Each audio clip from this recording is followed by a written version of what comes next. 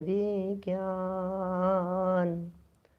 नमुताहि जाते भये हरिहंतादि महान करि मंगल करि हो महा ग्रंथ करन के काज जाते मिले समाज सब पावे निज पद राज पावे निज पद राज।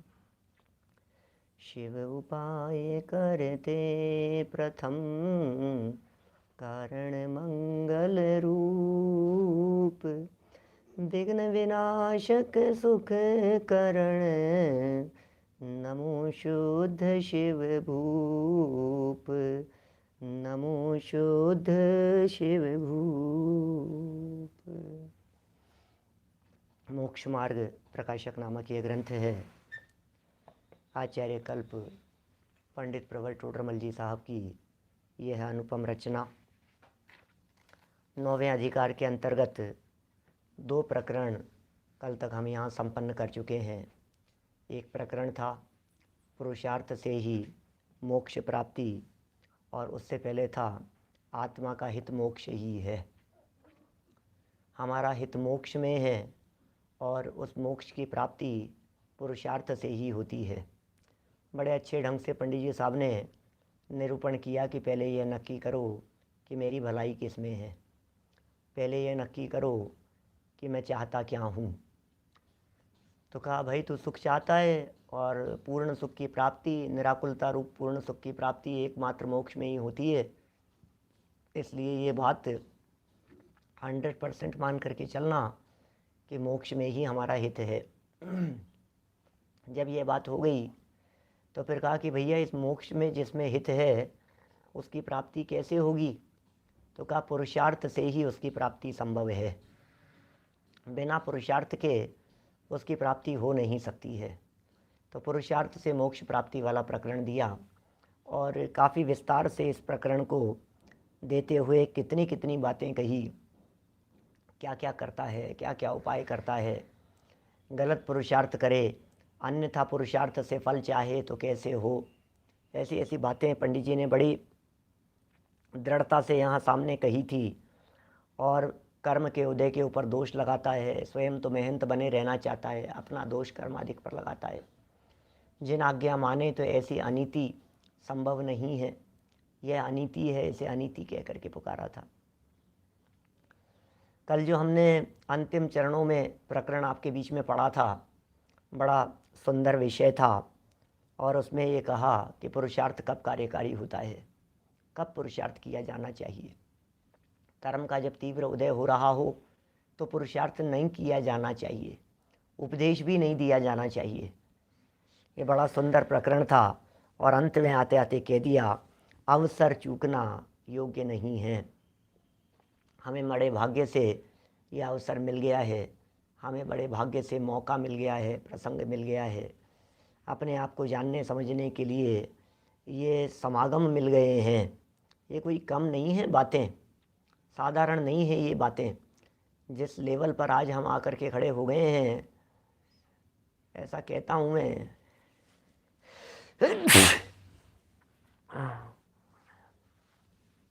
ऐसा कहता हूँ, ये ऐसे ऊपर चढ़ते चढ़ते चढ़ते चढ़ते चढ़ते हम स्टॉप पर पहुँच गए। अब क्या होगा, अब आगे क्या है, आगे एक स्टेप और है बस, और फिर उसके बाद में ढलान चालू है। यदि यहाँ से हमने एक स्टेप बढ़ाई तो मोक्ष मार्ग शुरू हो जाएगा, सिर्फ एक स्टेप बढ़ाने में। और यदि वो स्टेप चूक गए, हम अवसर यदि चूक गए, तो फिर आप ये 100% मान करके चलिए, फिर यहाँ से बैक फुट पर आना पड़ेगा। माने अब इससे अच्छी दशा नहीं मिलेगी क्या। बीडी जैन साहब, जिस पोजीशन में आज हम हैं इससे अच्छी स्थिति हमारे को इन फ्यूचर का मतलब भाव बदलने के बाद मिलने वाली नहीं है, बिल्कुल नहीं मिलेगी। आप क्या सोचते हैं यहाँ से भाव बदलने के बाद में जनवाणी मिलेगी, भाव बदलने के बाद में जनवाणी सुनने का अवसर मिलेगा? भाव बदलने के बाद में कौन सी पर्याय में जाएंगे, कितनी बुद्धि होगी, कितना क्षयोपशम होगा, हमारा विकल्प, समझने की बुद्धि, समझने का विकल्प, समझने की इच्छा, मन में भावना, ये सब बातें क्या होगी। ये कह रहे हैं भैया ये अवसर चूकने योग्य नहीं है जिस जगह पर हम आकर के खड़े हो गए हैं। हम जिस स्थिति में वर्तमान में हैं ये सच में बहुत ऊंचा लेवल है। एक इंद्रिय आदि समस्त पर्यायों को क्रॉस करते करते पंचेंद्रिय, सैनी पंचेंद्रिय, मनुष्य पर्याय, उसमें बढ़ते हुए तत्वोपदेश और मूल तत्व की बात समझ लेना आप। ये मूल तत्व की बात मिलती नहीं है लोगों को। मैं जब चारों तरफ आंखें दौड़ा करके देखता हूँ तो बहुत तरह की बातें जानने सुनने को मिलती है। बहुत तरह के लोग न मालूम कहाँ कहाँ आ गए हैं और कहाँ कहाँ भटक रहे हैं, कहाँ कहाँ अटक रहे हैं। मैं उन सब को देखता हूँ, इतना भाग्यशाली महसूस करता हूँ अपने आप को भी, और आप लोग सुन रहे हैं आप लोगों को भी। सब सच में अपन लोग बहुत भाग्यशाली हैं जो शुद्ध आत्म तत्व की चर्चा हमारे को जानने सुनने का अवसर मिल गया है। त्रिकाली ध्रुव आत्म तत्व की वे चर्चाएं, जो चर्चाएं हर व्यक्ति को सहज साध्य नहीं है। क्या हर व्यक्ति को सहज साध्य नहीं है, मिलती ही नहीं है। किसे मिलेगी ये चर्चाएं, कौन सुनेगा भाई साहब। पूरे समाज में आस पड़ोस के अंदर दृष्टि डाल करके देखना, दूर दूर तक, आप जिस गांव में रहते हैं, आप जिस नगर में रहते हैं, जिस क्षेत्र में रहते हैं, उस क्षेत्र में कितना जैन समाज है और उस जैन समाज में से कितने लोग ऐसे हैं जो इस तत्वज्ञान की धारा से जुड़े हुए हैं। आपको बहुत लोग मिल जाएंगे, जैन कुल में जन्म लेने वाले आपको बहुत लोग मिल जाएंगे, रोजाना पूजन करने वाले बहुत लोग मिल जाएंगे आपको। इस समय प्रातःकाल के समय सुबह 9 बजे 8:30 बजे यदि मंदिरों में जाकर के देखेंगे तो भीड़ लगी हुई मिलेगी। आजकल की परिस्थितियों को छोड़ दीजिए, लेकिन चारों तरफ मंदिर भरे हुए हैं भाई साहब। पूजा करने वाली माताएं बहनें आपको जगह जगह मिल जाएंगी। अरे क्या हो रहा, अरे पूजा पूजा पूजा, 3 पूजा 5 पूजा 2 पूजा। लेकिन आपको ये तत्व की चर्चा करने सुनने वाले, पढ़ने पढ़ाने वाले, समझने की रुचि वाले लोग, आपको ये इतनी संख्या हमारे मोबाइल पर ज़रूर दिखाई देती है सामने लाइव। लेकिन मैं सच कहता हूँ, अभी आप इसको छोड़िए और जरा देखिए ये संख्या क्या है। कुछ नहीं है ये संख्या। यदि 1000 2000 लोग और 5000 10,000 लोग भी यदि सुन ले तो कोई बड़ी संख्या नहीं है क्या। इसमें असली बात तो ये है कि लाखों लाखों लोगों में से ये कितने लोग हैं। आप परसेंटेज निकालना चाहेंगे तो आपका कहीं परसेंटेज नहीं निकलेगा। हम कितने उंगलियों पर गिनने जितने से लोग हैं भाई साहब, चुनिंदा लोग हैं हम लोग जो यहाँ आ गए हैं। धर्म के नाम पर जो लोग पढ़ते सुनते हैं उनमें भी क्या स्थिति होगी। क्या जो लोग पढ़ते सुनते हैं, जो लोग प्रवचन सुन रहे हैं, लेकिन किसका प्रवचन सुन रहे हैं, क्या प्रवचन सुनाया जा रहा है, क्या बातें कह रहे हैं, क्या बातें सिखाई जा रही है। प्रवचनों के माध्यम से भी यही सिखाया जा रहा है, ये कर तेरा कल्याण ऐसा हो जाएगा, ये कर इससे तेरा भला हो जाएगा। यही तो बातें चल रही है दुनिया भर में। क्या पूरे दुनिया भर में यही चल रही है बातें। छोटे छोटे से कदम कदम पर जहाँ देखोगे वहाँ इससे हो जाएगा, इसका जाप, इसका ये, उसका वो, दुनिया भर की प्रवृत्तियाँ, क्रियाएं, ऐसा करा लो, ये अनुष्ठान करा लो, ये विधान करा लो, ये करा लो, इससे हो जाएगा। दुनिया भर में यही सब चर्चाएं हैं। एक उपाय बतलाते हैं, ये घोट करके पी लो, नींबू का पानी पी लो, इसका ये कर लो, इसको उसमें डाल लो, फिटकरी के पानी से ऐसा हो जाएगा, इससे आपकी तबीयत ठीक हो जाएगी, इससे आपके घर में शांति होगी। साइड के अंदर एक दीपक जला करके रख लो, इस जगह पर ऐसा कर लो, इस जगह पर एक मोमबत्ती जला करके उसको घुमा देना, उससे आपका भला हो जाएगा। सही कह रहा हूँ भाई। कपूर बांध करके ऐसा कर लो, इससे आपके घर में कोरोना नहीं आएगा। इस मंत्र को इस तरह से जाप करो, इस तरह से घुमाओ, अपने माथे पर इस तरह से घुमाओ, इससे एक चक्र तैयार हो जाएगा, सुरक्षा चक्र तैयार हो जाएगा। न मालूम क्या क्या, न मालूम क्या क्या, सब धर्म के नाम पर चल रही है भाई साहब। सब बातें चल रही है धर्म के नाम पर। लेकिन ये जो बातें मिल गई है, ये पंडित जी साहब कह रहे हैं भैया अवसर चूक जाएगा, मौका चला जाएगा। बड़ी मुश्किल से तो मंद कषाय हुई थी, बड़ी मुश्किल से तो ये सुनने के लिए आया था, और इसको क्या सुना दिया। आए थे किस काम से, करने लगे क्या काम। क्या लक्ष्य क्या बना करके आए थे। लक्ष्य था शिवपुर जाने का बड़ा, जिस समय माँ गर्भ में था में पड़ा, लक्ष्य क्यों अपना भुला कर रह गए, चंद क्षण जीवन के मेरे रह गए, चंद क्षण जीवन के तेरे रह गए। क्या देखो क्या कह रहे हैं, अवसर चूकना योग्य नहीं है, सर्व प्रकार से अवसर आया है। ये पंक्तियां सोच सोच करके ऐसा लगता सर्व प्रकार से अवसर आ गया, मौका आ गया है सब प्रकार से। क्या कैसा मौका आ गया है, सब प्रकार से मौका आ गया है, सब प्रकार से मौका आ गया है। तो मौका नहीं है मेरे पास में, अवसर नहीं है, काश मुझे अवसर मिल जाता, काश मुझे अवसर मिल जाता। बातें अपने अभाग्य की इतनी कहता है, अपने अभाग्य का इतना रोना रोता है, ऐसी ऐसी बातें कहता है अपने अभाग्य के बारे में। काश चौथा काल होता, काश सिमंदर भगवान मिल जाते, काश ऐसा हो जाता, काश मुझे दिव्य ध्वनि सुनने का अवसर मिल जाता, काश मैं विदेश क्षेत्र में जन्म ले लेता, काश ऐसा हो जाता। अरे भाई बहाने बनाना बंद करो, बंद करो बहाने बनाना। अमृत चंद्राचार्य जयसेनाचार्य कहते हैं समय सार, कौन सी गाथा है, बड़ा गजब का प्रकरण दिया उन्होंने, 197 गाथा की टीका में आई है शायद चर्चा, जयसेनाचार्य ने लिखा है समय सार। वो कहते हैं सिमंदर भगवान भी जो काम करते हैं वो काम यहाँ हो रहा है। सिमंदर भगवान हाथ पर रख करके नहीं दिखा देते हैं तुम्हें आत्मा, वहाँ भी अपने पुरुषार्थ से निर्णय करना पड़ता है। जो बातें सिमंदर भगवान ने कही है वही बातें हमारे को यहाँ भी मिल गई है, इसलिए तुम यहाँ नहीं कर पा रहे हो तो वहाँ भी नहीं कर पाओगे। बहुत बड़ी गलत फहमी में हो, यहाँ नहीं कर पा रहे हो ना, आप वहाँ भी नहीं कर पाओगे। अरे चौथे काल में कभी जन्म नहीं लिया, ऐसा हुआ है क्या? अनंत बार जन्म लिया है चौथे काल में, अनंत बार चौथे काल में जन्म लिया है भाई, लेकिन फिर भी काम नहीं हुआ। अनंत बार तीर्थंकरों की दिव्य ध्वनि सुनने का अवसर तक मिल गया, लेकिन फिर भी काम नहीं किया। अवसर चूकने योग्य नहीं है, सर्व निमित्त, सारे निमित्त मिल रहे, कौन सा निमित्त चाहिए आपको? उपदेश दाता मिल गए, जनवाणी मिल गई, परिणाम सबसे बड़ी चीज होती है, परिणाम, बाकी और कुछ नहीं, सबसे बड़ी चीज होती है। बाहरी अवसरों की बात नहीं कर रहा हूं, बाहरी निमित्तों की बात नहीं कर रहा हूं, सर्वोपरि यदि कोई बात है तो वो है परिणाम। ये परिणाम नहीं होते हैं भाई साहब।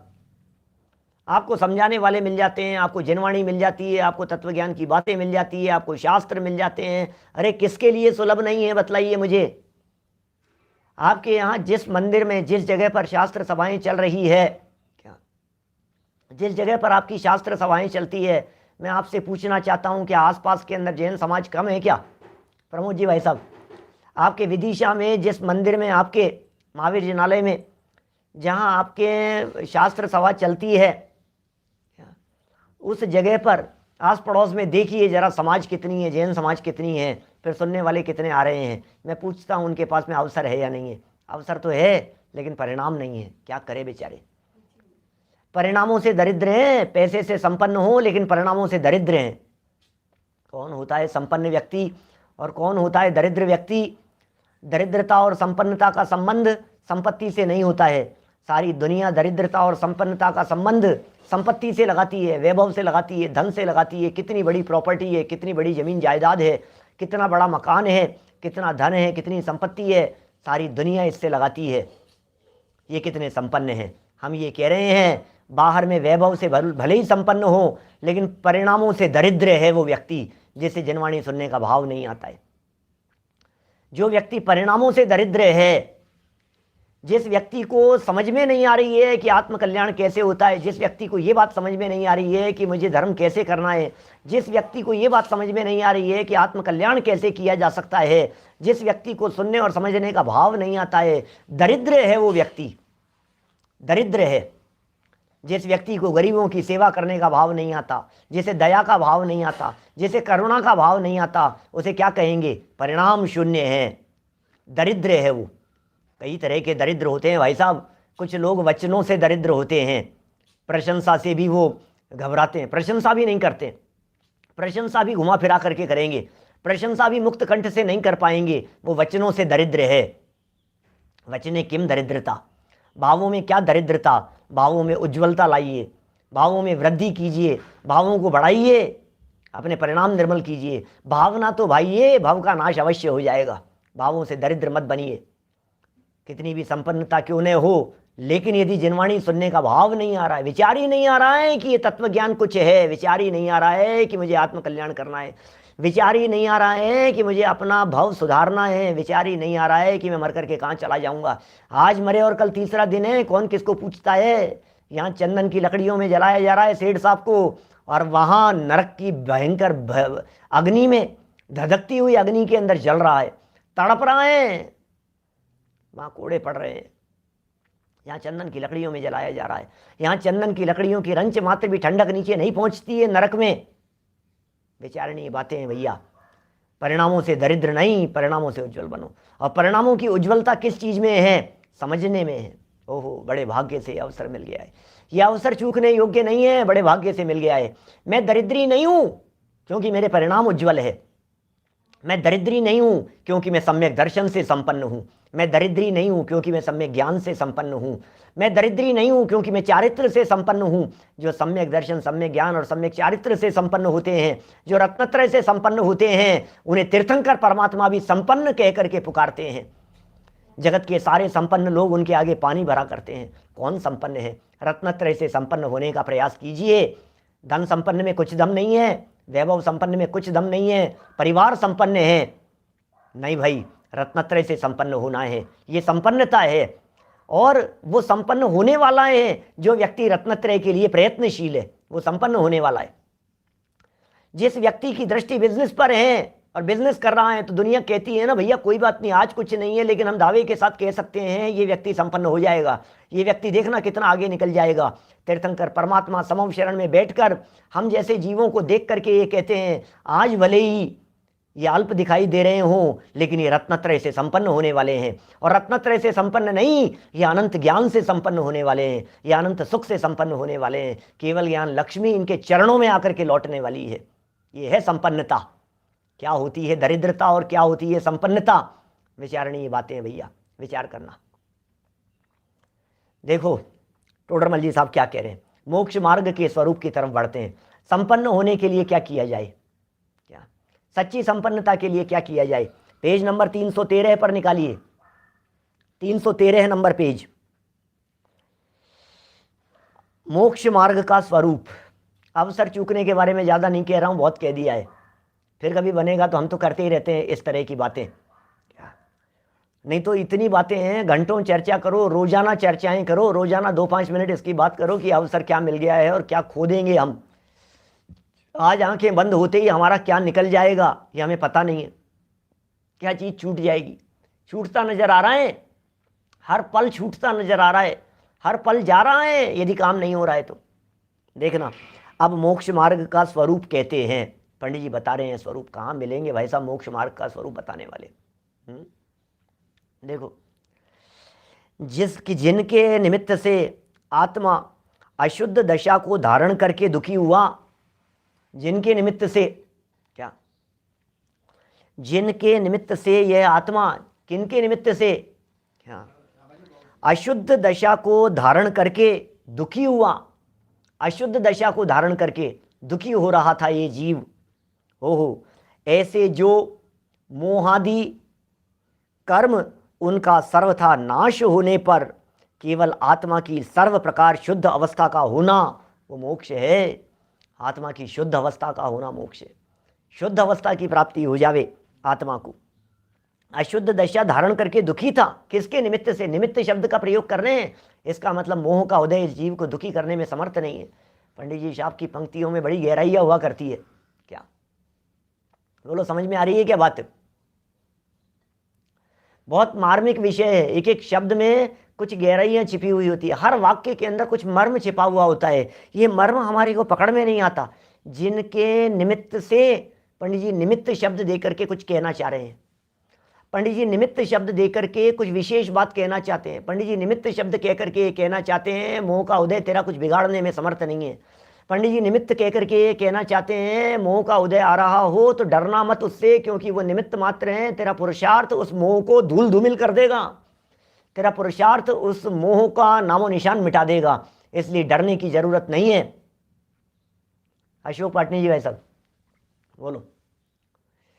ये डरने की जरूरत नहीं है मोह से। जिसके निमित्त से आज तक दुखी हुआ, दुखी तो स्वयं हुआ है। भूल आपको भरमतवादी, अपने आप को भूल करके दुखी हुआ है, अपने आप को नहीं पहचान करके दुखी हुआ है, अपने आप की खबर नहीं होने से दुखी हुआ है।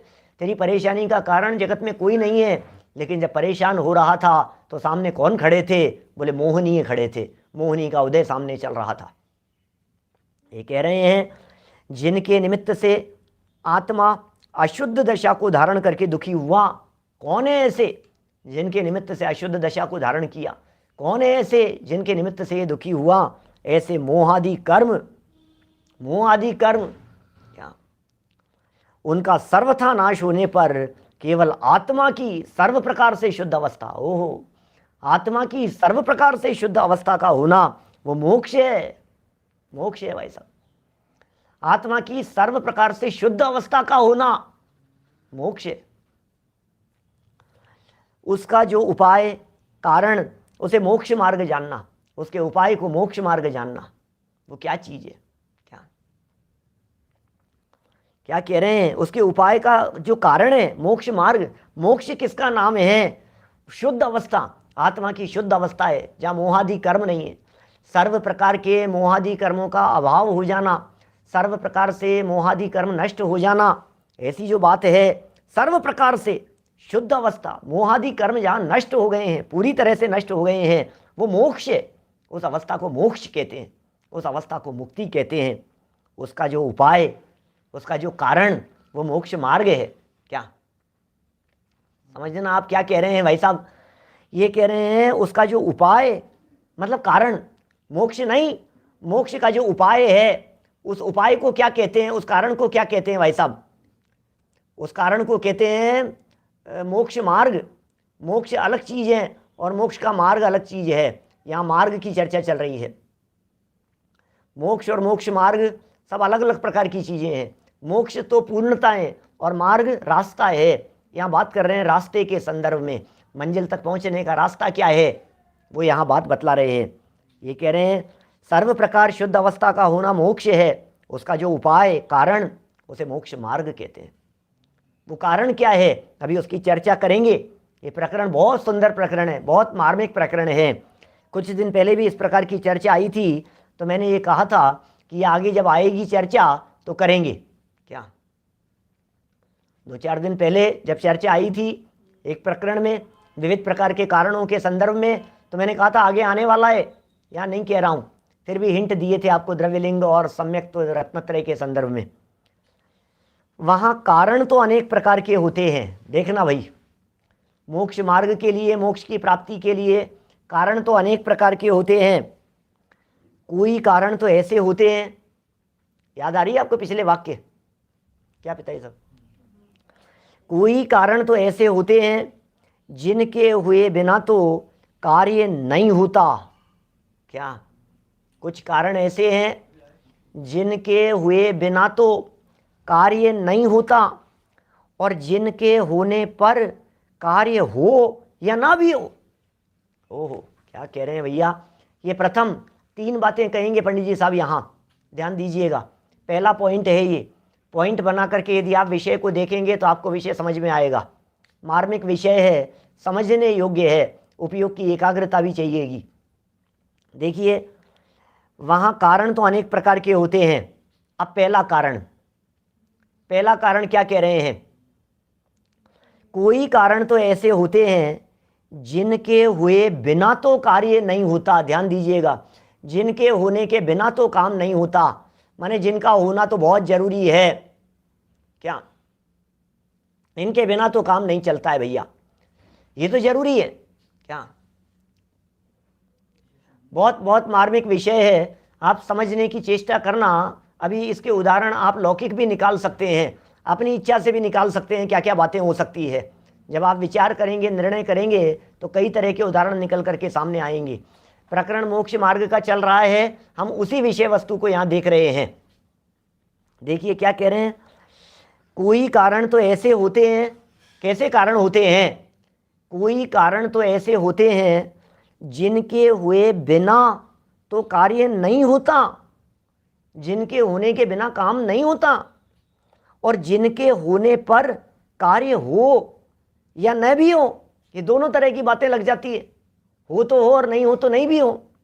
जैसे मुनिलिंग धारण किए बिना तो मोक्ष नहीं होता। लो भैया, अनिवार्य शर्त है क्या? मुनिलिंग धारण किए बिना तो मोक्ष नहीं होता, मुनिलिंग धारण किए बिना तो मोक्ष नहीं होता। मोक्ष की प्राप्ति के लिए मुनिलिंग धारण करना अनिवार्य है, कंपलसरी है। एक ऐसा कारण है जिसके हुए बिना तो काम नहीं होता, लेकिन जिसके होने पर भी हो जावे ऐसा नहीं है। परंतु क्या मुनिलिंग धारण करने पर मोक्ष होता भी है और नहीं भी होता। लो क्या करें बोलो?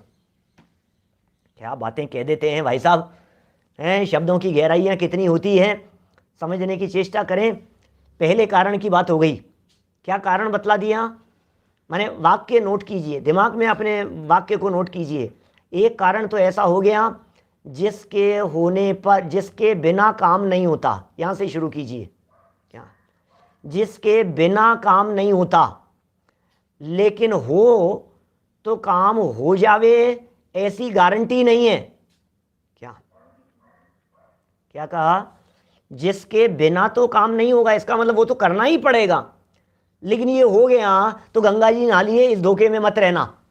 क्या क्या कह रहे हैं? मुनिलिंग धारण किए बिना तो मोक्ष नहीं होता, परंतु मुनिलिंग धारण करने पर मोक्ष होता भी है और नहीं भी होता। अरे भैया, मुनि व्रतधार अनंत बार ग्रेवे को उपजायो, मुनि बनकर के अनंत बार ग्रेवे को में चला गया, काम नहीं हुआ। इसका मतलब मुनि बनने से इतिश्री नहीं हो जाती है। मुनि बन जाना इतना कोई बहुत बड़ी बात नहीं हो गई है। अनंत बार मुनि व्रत धारण किया है, अनंत बार संयम अंगीकार किया है, अनंत बार संयमी हुआ है, अनंत बार व्रत लिए हैं, पीछे कमंडल धारण किए हैं, अनंत बार किए हैं ये सब काम। क्या कितनी बार मुनि बन गया है। कुंद कुंदाचार्य स्वयं कहते हैं, भैया अतीत में कितनी माताओं को रुलाया है। दीक्षा लेते समय इतनी माताओं को रुलाया है कि यदि उन माताओं के आंसुओं को इकट्ठा किया जाए तो समुद्र के समुद्र भर जाएं। ओ समुद्र भर जाएं यदि उन माताओं के आंसुओं को इकट्ठा किया जाए तो। इतनी बार बनाए मुनि। इसका मतलब मुनि बनने से काम नहीं होता है।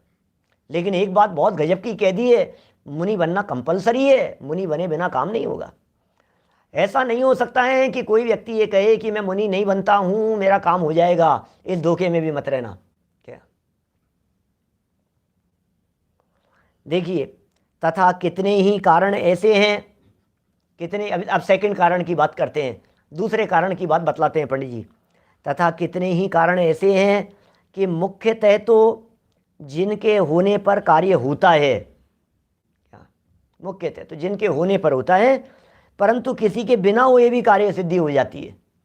माने ये ऐसे कारणों की चर्चा चल रही है कि भाई ये हो तो हो और नहीं हो तो नहीं हो, दोनों बातें हैं। आपने कर लिया तो वेल एंड गुड, और नहीं किया तो कोई बात नहीं, नहीं हुआ तो भी हो जाएगा। जैसे अनशनादि बाह्य तप का साधन करने पर मुख्यतः मोक्ष प्राप्त करते हैं। निर्जरा का हेतु कहाँ है ना, 12 प्रकार के तप।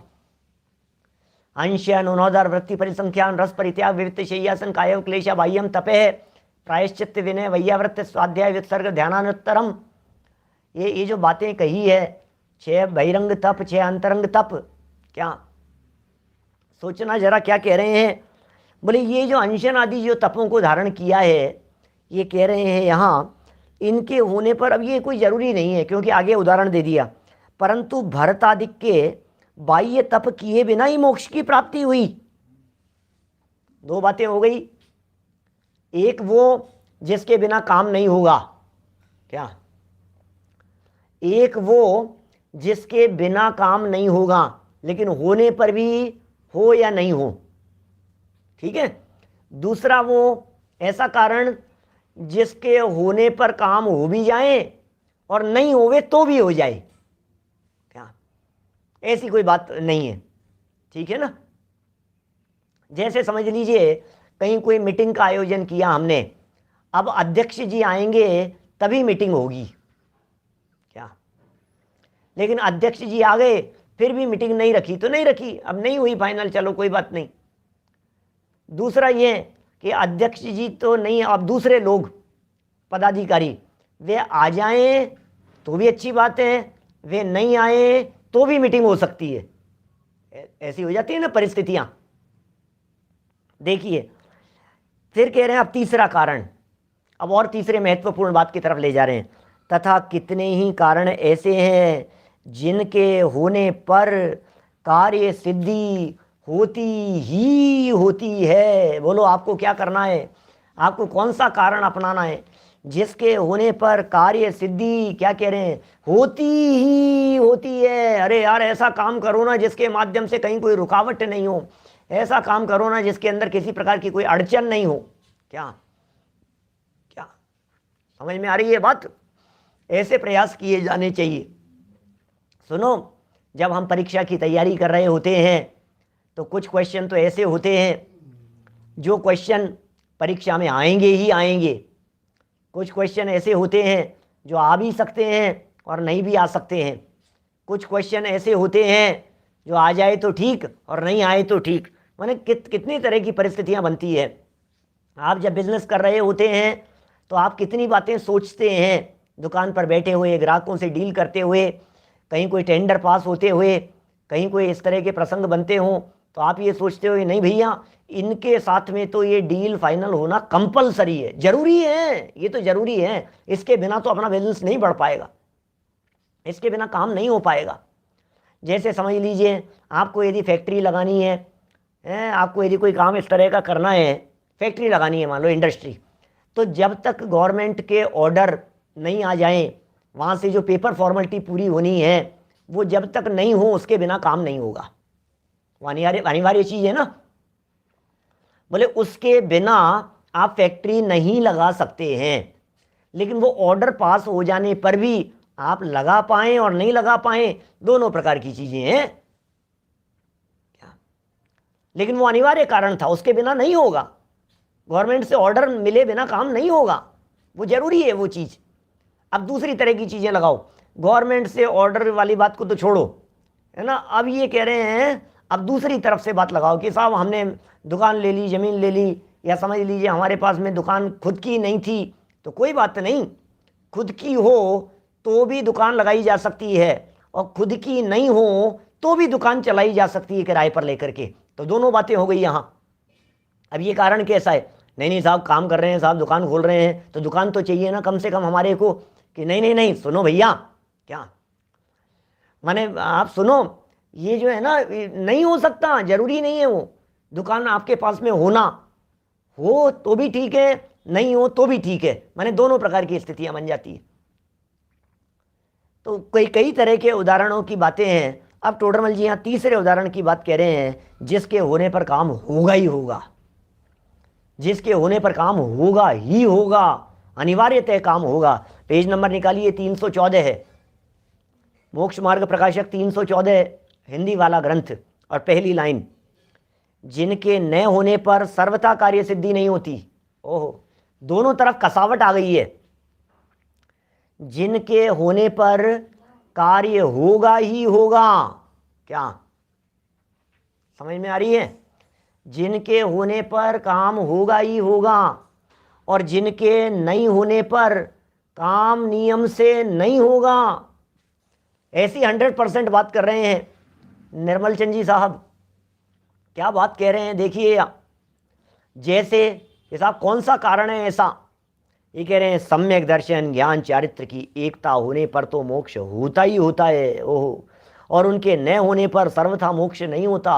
रत्नत्रयेव मोक्षस्य कारणम, रत्नत्रयेव, रत्नत्रयेव, रत्नत्रय ही मोक्ष का कारण है। नहीं होगा रत्नत्रय के बिना। कुछ भी कर लीजिए आप, एड़ी से चोटी तक का जोर लगा लीजिए, कितनी बार केश लॉन्च करें, कितनी बार पीछी कमंडल हाथ में लेवें कि निर्वाण की प्राप्ति हो जावे, कितनी बार, कितने उपवास करें कि निर्वाण की प्राप्ति हो जावे। निखिलेश जी भाई साहब, कितनी बार करें, बोलो उपवास कितनी बार करें कि हमें निर्वाण की प्राप्ति हो जावे, कितनी बार व्रताधिक अंगीकार करें, कितनी बार दीक्षा लेवें, कितनी बार शिखर जी की यात्रा करें, कितनी बार माला का जाप करें, कितनी बार ये सब बाह्य व्रताधिक अंगीकार करें, महाव्रत अंगीकार करें। कितने व्रत लूं बतलाऊं, मुझे 5 महाव्रत ले लिए, 5 समितियां ले ली, मूल गुणों का पालन कर रहा हूं, 28 मूल गुणों का पालन कर रहा हूं। अरे भैया वीतरागी संत ये कह रहे हैं मोक्ष की गारंटी नहीं है। ऐसा कारण चाहिए जिसके होने पर अनिवार्य रूप से गारंटी हो।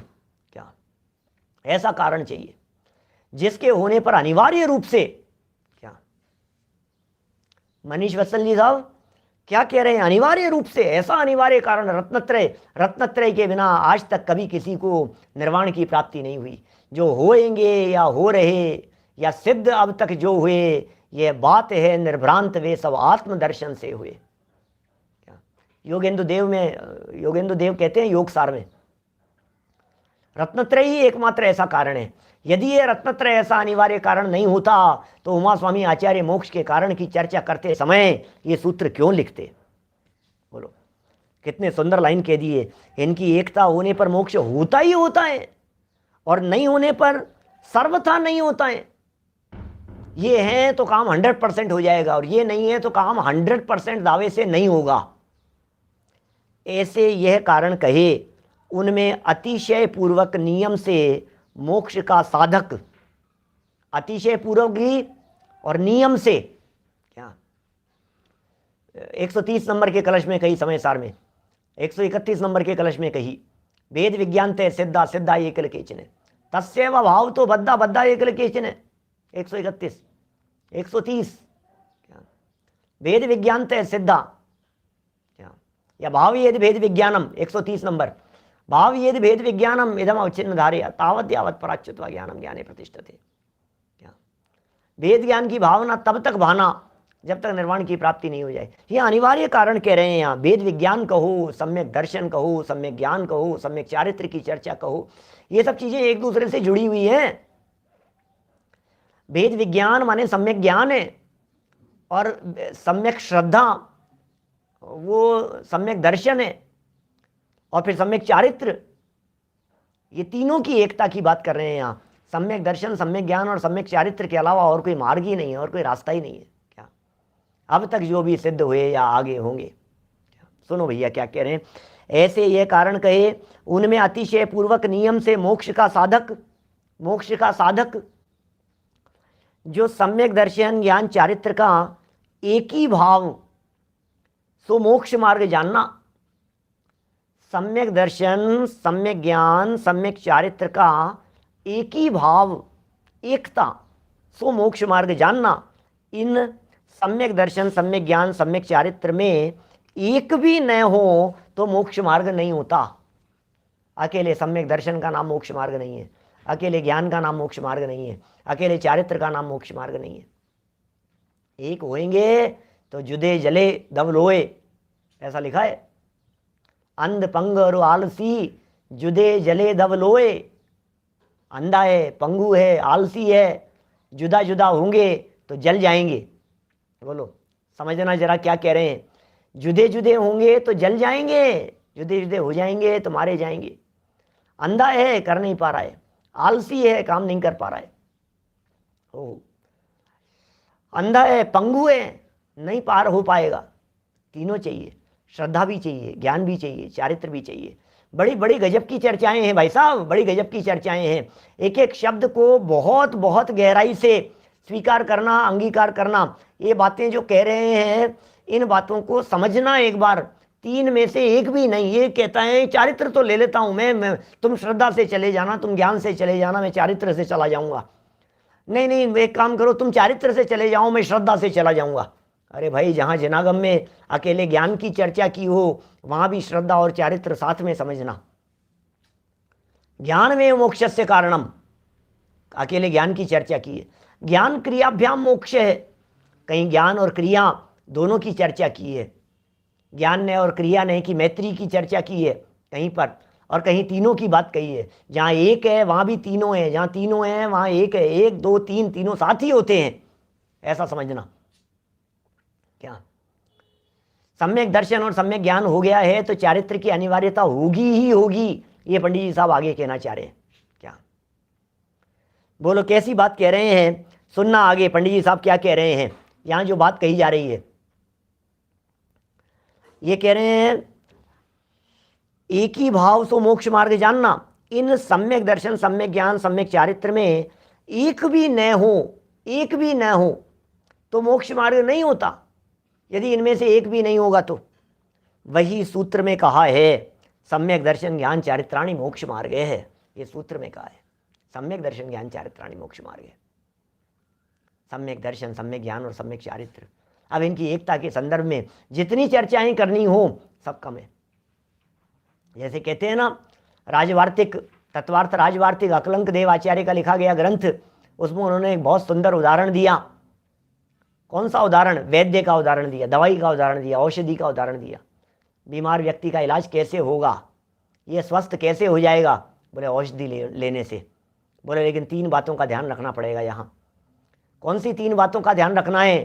पॉइंट नंबर 1, दवाई के ऊपर श्रद्धा। पॉइंट नंबर 1, वैद्य पर श्रद्धा। पॉइंट नंबर 1, डॉक्टर पर श्रद्धा। बिना श्रद्धा के आपको डॉक्टर पे भरोसा नहीं है, आपको डॉक्टर पर विश्वास ही नहीं है, आपको दवाई पे भरोसा नहीं है, आपको इलाज पे भरोसा नहीं है, काम नहीं चलेगा। पहला नंबर है भरोसा, पहला नंबर है विश्वास। अकलंक देव आचार्य देव ने दिया है उदाहरण। पहला विश्वास। विश्वास तो बहुत है लेकिन ज्ञान नहीं है दवाई का, तो क्या होगा? मुझे विश्वास है डॉक्टर साहब आप बचा लेंगे, लेकिन जो आप कह रहे हैं उसको जान ही नहीं रहा हूं मैं। जो आपने प्रिस्क्रिप्शन लिख दिया है मैं उसे जान ही नहीं रहा हूं। क्या बोलो? आप सोचिए जरा, ये क्या कह रहे हैं? ये जो कह रहे हैं भरोसा जरूरी है, भरोसे के बाद में ज्ञान जरूरी है। दवाई कैसे लेनी है? सुबह लेने वाली दवाई को यदि रात को सोते समय लेगा तो असर नहीं करेगी। भूखे पेट लेने वाली दवाई को यदि खाना खाने के बाद लेगा तो असर नहीं करेगी। खाने के बाद लेने वाली दवाई को भूखे पेट लेगा तो असर नहीं करेगी। दूध के साथ लेने वाली दवाई को यदि पानी से लेगा तो असर नहीं करेगी। दवाई कैसे ली जानी है इसका ज्ञान जरूरी है, ज्ञान कंपलसरी है। पहले भरोसा पहले नंबर पर, दूसरे नंबर पर ज्ञान, और तीसरे नंबर पर कहते हैं प्रयोग में लो। जान भी लिया आपने, भरोसा भी है आपको, लेकिन स्टेप उठाया कि नहीं उठाया है? अरे पूरा भरोसा है, पूरा भरोसा है, फिर दवाई ली कि नहीं ली ये तो बताओ। दवाई तो नहीं ली तो बोले इलाज कैसे होगा? क्या दवाई नहीं ली तो काम कैसे होगा भाई साहब? दवाई लेने से इलाज होता है, इसलिए सबसे पहले दवाई लीजिए। आप जो बात कही जा रही है उसे समझिए, जो बात बोली जा रही है उसे स्वीकार भी करना है, श्रद्धा भी करनी है और लेना भी है, सेवन भी करना है। सेवन करना है और योग्य रीति से सेवन करना है और विश्वास रख करके सेवन करना है। बात समझ रहे हैं क्या कही जा रही है? नहीं साहब मैं तो कर भी रहा हूं, भरोसा भी है मेरे को, ले भी रहा हूं। सुनो तो सही, तुम ले रहे हो, तुम्हारे को भरोसा है, लेकिन हमारा प्रश्न ये है भाई साहब, हमारा प्रश्न ये है आप जान करके ले रहे हो कि नहीं? क्रिया जरूरी है लेकिन बिना जाने हुए क्रिया किसी काम की नहीं होती है। बनारसी दास जी की पंक्तियां प्रसिद्ध याद है आप सभी को। जे बिन ज्ञान क्रिया अवगाहे, जे बिन क्रिया मोक्ष पद चाहे, जे बिन मोक्ष कहे मैं सुखिया, सो अजान मूढ़न में मुखिया। ओहो, मूढ़न में मुखिया। बोलो क्या कह रहे हैं? इस सूत्र की टीका में, सूत्र पढ़ लिया आपने, तत्वार सूत्र पहले अध्याय का पहला सूत्र है, प्रसिद्ध सूत्र है, सम्यक दर्शन ज्ञान चारित्राणि मोक्ष मार्ग है। मोक्ष का मार्ग क्या है? सम्यक होना चाहिए। अकेले श्रद्धा ज्ञान चारित्र नहीं, दवाई की श्रद्धा ज्ञान चारित्र से मोक्ष नहीं मिलेगा। डॉक्टर पर श्रद्धा ज्ञान चारित्र से काम नहीं चलेगा। श्रद्धा का महत्व, श्रद्धान का महत्व, ये हमारा एक विषय है, श्रद्धान का महत्व के नाम से यूट्यूब पर अवेलेबल है, विशिष्ट प्रवचन वाले फोल्डर में। लेकिन यहां ये कह रहे हैं भैया काम नहीं चलेगा इससे। वो आप किसकी श्रद्धा कर रहे हो, किसका ज्ञान कर रहे हो, किसके आचरण की बात कर रहे हो? सम्यक श्रद्धा, आत्मा की श्रद्धा, आत्मा का ज्ञान और आत्मा में लीनता, ये मोक्ष मार्ग है। शास्त्र की श्रद्धा, शास्त्र का ज्ञान और शास्त्र का पठन पाठन, बोले व्यवहार से कहना हो जो कहो, इससे मोक्ष नहीं होता। साहब मुझे शास्त्र के ऊपर श्रद्धा है, श्रद्धा भी है, मुझे शास्त्र का ज्ञान है, ज्ञान भी है, और मैं शास्त्र को पढ़ता लिखता भी हूं, ये चारित्र भी है, तो मुझे मोक्ष हो जाएगा कि नहीं हो जाएगा? क्या बोलो, सोचना जरा क्या कह रहे हैं। माने मेरे को शास्त्र पर श्रद्धा भी है, शास्त्र का ज्ञान भी है और शास्त्र का पठन पाठन भी है। या फिर ऐसा समझ लीजिए मुझे मंत्र के ऊपर श्रद्धा भी है, मुझे मंत्र का ज्ञान भी है और मैं मंत्र बोल भी रहा हूं, तो मुझे निर्वाण हो जाएगा कि नहीं होगा? कि भैया श्रद्धा ज्ञान चारित्र पर की नहीं चाहिए, अपने आप की चाहिए। अब क्या करें?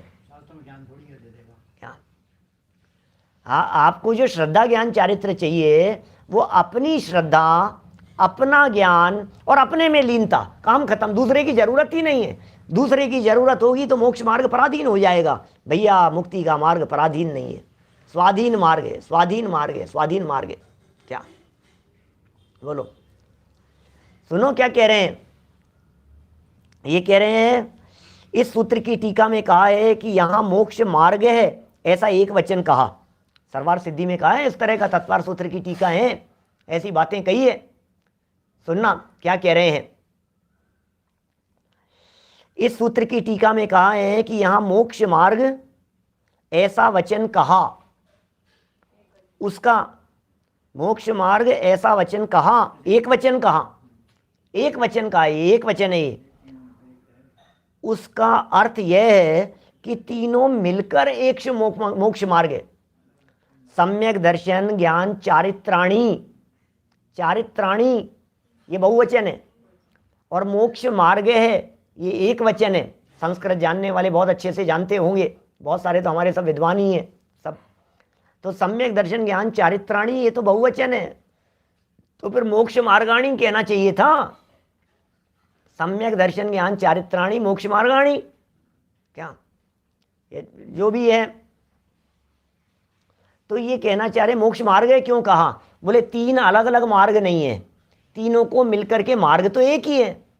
श्रीमद राजचंद्र जी साहब ने जैसा लिखा ना, एक होए तरण काल मां परमार्थनो पंथ, तो मार्ग तो एक ही है। परमार्थ का जो मार्ग, परमार्थ से मुक्ति का मार्ग तीनों कालों में एक ही है। नहीं साहब चौथे काल के अंदर तो अलग था, नहीं साहब पंचम काल में तो अलग था, नहीं साहब छठे काल के अंदर कैसा होगा। समझ रहे हैं क्या कह रहे हैं। अलग अलग जगह पर अलग अलग प्रकार की शब्दावली जरूर बातें कही गई होगी, लेकिन एक होए तरण काल मां, तीनों कालों में एक ही होता है मोक्ष का मार्ग। तीनों कालों में मोक्ष का मार्ग एक ही होता है,